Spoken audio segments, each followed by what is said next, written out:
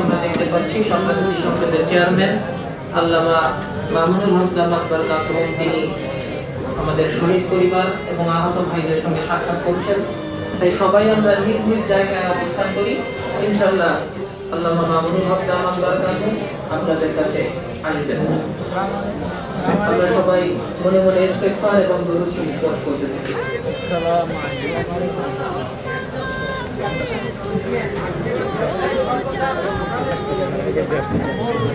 আমাদের আজকের এই অনুষ্ঠানের বিশেষ অতিথি শাবাব ফাউন্ডেশনের সভাপতি পিএম শাবাব তিনি এসে উপস্থিত হয়েছেন। আমরা আমাদের সাতরা সিটি সংসদের পক্ষ থেকে তাকে জানাচ্ছি আন্তরিক মোবারকবাদ শুভেচ্ছা। সেই সাথে আগত সালের সম্পাদক